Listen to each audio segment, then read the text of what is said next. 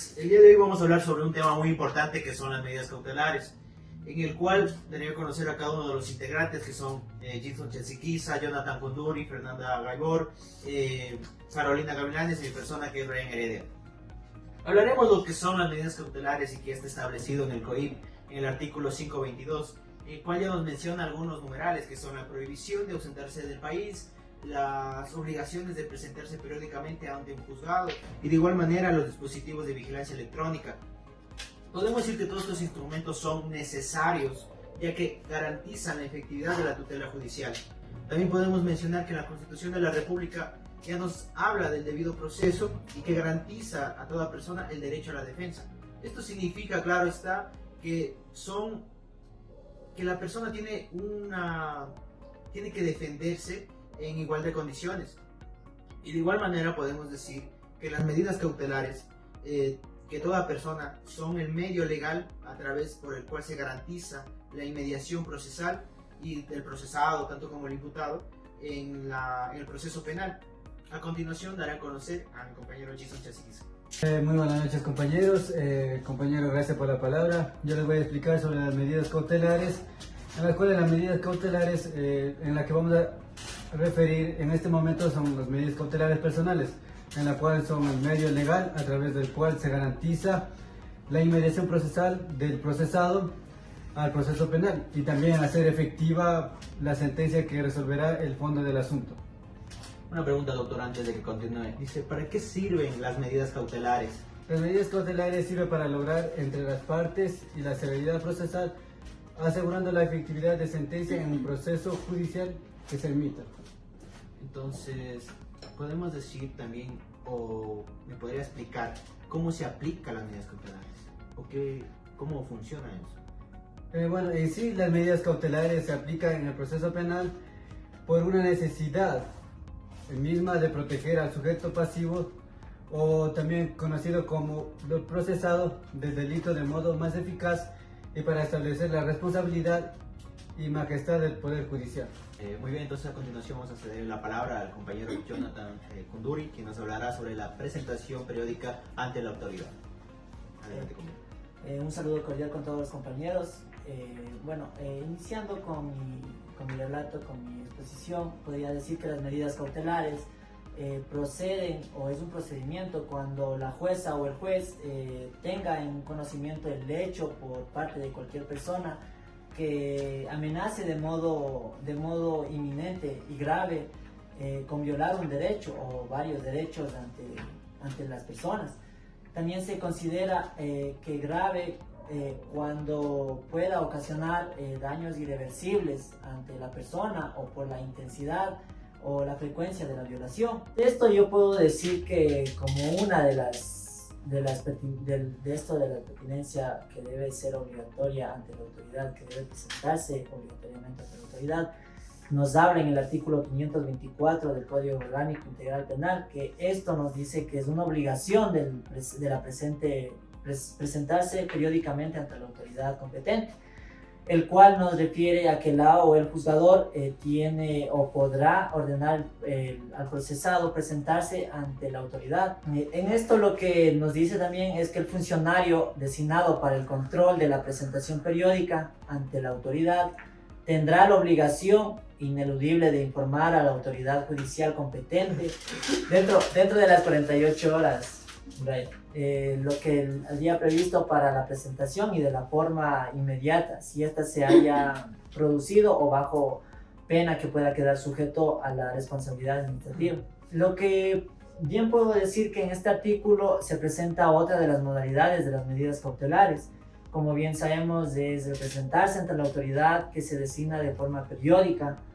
Esto para constatar que efectivamente el procesado se encuentra en el país, dentro del país, y en caso de ser necesario afrontar el proceso judicial. También que de esta manera se puede demostrar o se demostrará al juez que dé cumplimiento con la orden. Y en este caso, ¿qué pasaría si no llega a cumplir con este cumplimiento? Brian, creo en este incumplimiento se puede dar que en el caso de no cumplir con el mandato se revoca la medida cautelar, la medida alternativa impuesta por Fiscalía, y se ordenará el encarcelamiento inmediato del procesado o del imputado. Una cosa, entonces, ¿cuál es la finalidad de presentarse obligatoriamente o periódicamente ante el juzgado?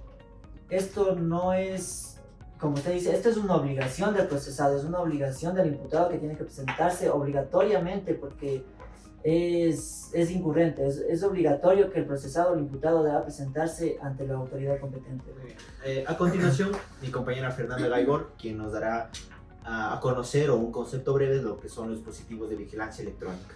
Buenas noches con todos los oyentes y gracias, Ryan, por el uso de la palabra.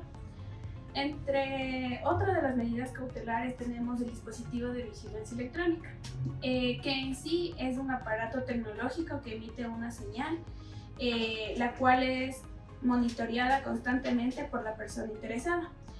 Con el objetivo de verificar que la persona procesada que lo usa cumple efectivamente lo dispuesto por el juez. Además, este dispositivo de vigilancia electrónica está dirigido a ejercer a la persona procesada para que crezca en un ámbito de libertad. Asimismo, gracias al avance de la ciencia y la tecnología de la información, es importante no solo como medio de prueba en los procesos judiciales, sino que los dispositivos de vigilancia electrónica sirven como medio alternativo de las penas privativas de libertad. Y a través de ellas, las personas interesadas puedan controlar que el procesado no salga del país. En este caso podría ser el territorio ecuatoriano, o que no se acerque a determinados lugares, o para asegurarse la presencia del procesado, como el cumplimiento de medida alternativa a la privación de libertad. Asimismo, el dispositivo de vigilancia electrónica puede definirse como la información obtenida a partir de un medio electrónico en una base de datos, el cual sirve para adquirir convencimiento de la certeza de un hecho, mediante un aparato el cual debe estar insertado en la persona procesada y que éste lo lleve consigo todo el tiempo, y controlar así los espacios en que la persona procesada se encuentra. Muy bien, en el caso de quitarse, como se dice, el dispositivo, ¿sucede algo? ¿Me envía alguna señal?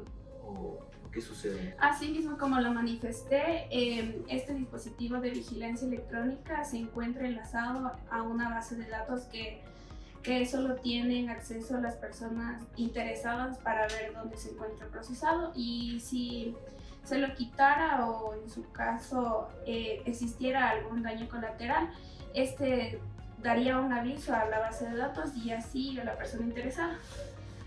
Y una pregunta más, ¿este dispositivo también podría ayudar para disminuir lo que es el hacinamiento en las cárceles? Bueno, actualmente en el Ecuador la falta de dispositivos electrónicos agravan un problema muy grande en el Ecuador, puesto que estos dispositivos no se encuentran en su totalidad, sino que como actualmente vemos que hay mucha demanda de personas en las penitenciarías ecuatorianas, puesto que no habría en sí una disminución del hacinamiento carcelario en el Ecuador. Claro, podemos ver un ejemplo claro de lo que es el señor Jorge Yunda, que tuvo este problema con los dispositivos de vigilancia. Muy bien. A continuación, mi compañera Carolina Gavilanes, quien nos dará a conocer sobre la prohibición de la salida del país. Buenas noches con todos, muchas gracias por la palabra.